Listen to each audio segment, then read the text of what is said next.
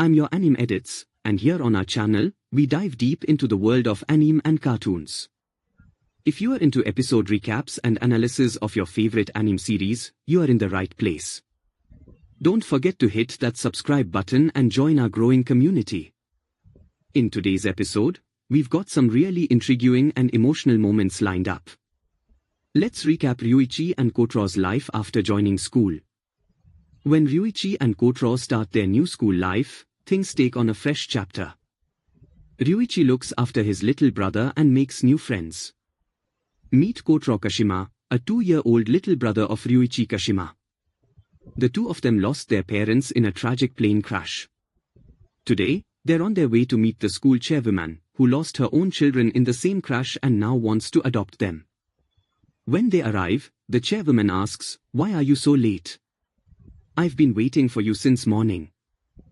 In response, Kotarou cheekily calls her Shaggy, which prompts Ryuuichi to quickly hush him and apologize.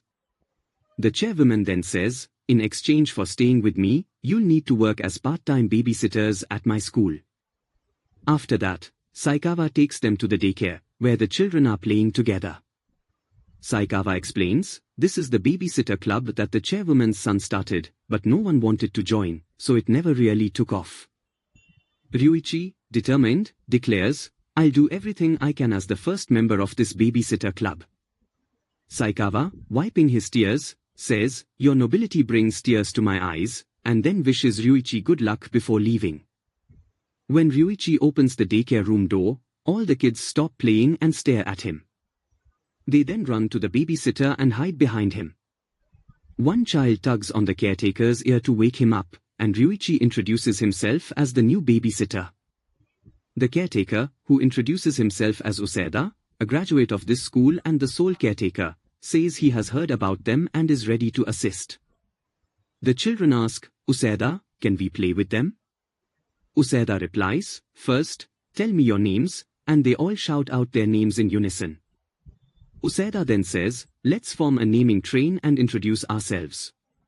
First is Kirin, second is Taka, third is Takuma, who has a twin brother named Kazuma, and the youngest is Midori." Ryuuichi then introduces Kotarou and sets him down, but Taka starts calling him a monster and hides, with everyone attacking Ryuuichi. Ryuuichi, surprised, says, "I can be a monster for you," and then the children start hitting him with toy swords and pulling his cheeks. Kotarou sees that everyone is bothering his brother and tries to protect him, but he is always overpowered. He doesn't know what to do. Ryuuichi tells him, "Go play somewhere else, I'm fine." Kotarou takes a book from the bookshelf and looks at Ryuuichi, who is surrounded by the kids. Useda asks, "Do you love your big brother?" Kotarou nods in agreement. Useda then asks, "Should I read this book to you?" But Kotarou shakes his head and looks at Ryuuichi. Useda realizes that Kotarou feels lonely and pats his head, saying, "Your brother won't notice you in this room until you call out to him." Useda then calls Ryuuichi and says, "My shift is over," handing Midori to Ryuuichi and asking, "Will you take care of these kids alone?" Ryuuichi responds, "Yes, I'll handle it." After Useda leaves, Ryuuichi changes Midori's diaper, and Taka starts attacking him again. Kirin comes over and asks, "Are you hungry?" "I've made food," then pulls Midori and says, "I'll be the mama and you'll be the baby." Ryuuichi stops her and says, "That could be dangerous." Taka pulls on his ears and asks Kotarou, "Are you okay?" Kotarou nods, but Taka then attacks Ryuuichi to get his attention, leaving Kotarou feeling alone. When the mothers arrive, the children run to them. Kirin's mother asks, "Who is Ryuuichi?" So he introduces himself. The mothers introduce themselves as well. Midori's mother is Yukari, Takuma and Kazuma's mother is Yumi, and Kirin's mother is Yoi. Ryuuichi says, "Nice to meet all of you. This is my little brother Kotarou, who is engrossed in his book." Everyone says hello to him. When Ryuuichi returns to the room, Taka's brother Akuru says, "Taka, it's time to go home." He looks at Ryuuichi and asks, "Who are you?" Ryuuichi explains, "I'm the new helper and a third-year middle school student."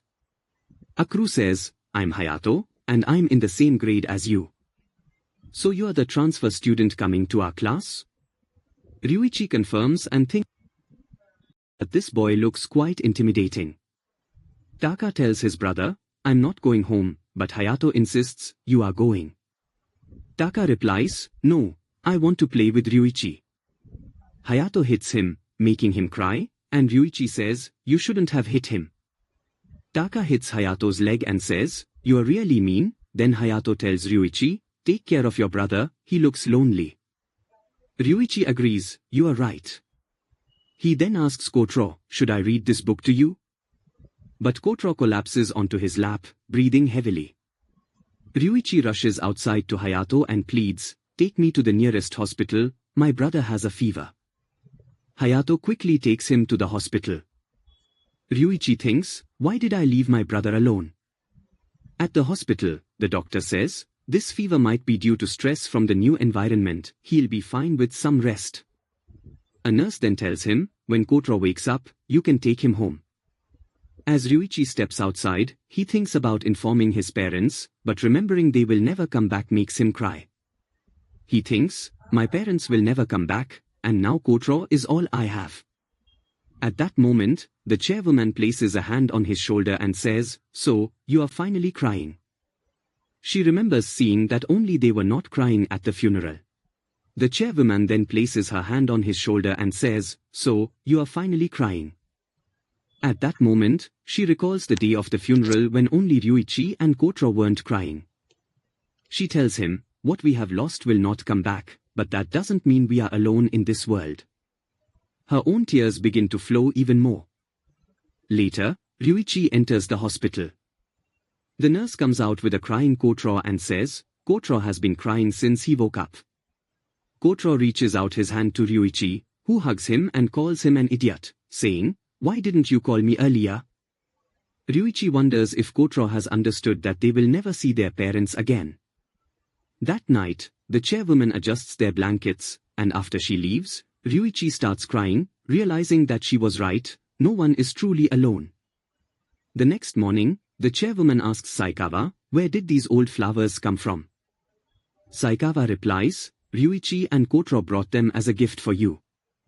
Seeing her throw them away, the chairwoman says, "I've changed my mind."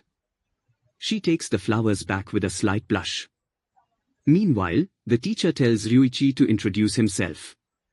At first, he is nervous, but seeing Hayato gives him a bit of confidence, and he gives his introduction. At the daycare, Taka asks Kotarou, "Would you like to read your favorite book with me?" Kotarou nods, and the other children smile with joy. Later, Ryuichi is reading a Power Rangers book. Taka says, "I'm the Red Ranger." But Takuma also wants to be the Red Ranger, along with his brother. Kirin says, "I'm the Pink Ranger." Meanwhile, Useda falls asleep holding Midori. Now the first episode of Gakuen Babysitters wraps up. Kotarou's innocent love for his tiger sweater, Ryuichi's caring nature, and all the heartwarming moments with the kids really set the tone for this series. It's packed with cuteness, fun, and a lot of heart. If you enjoyed this episode summary, make sure to hit that like button and subscribe to the channel. We are on a mission to hit 1,000 subscribers, and your support means the world to us. See you in the next video. Until then, keep smiling and stay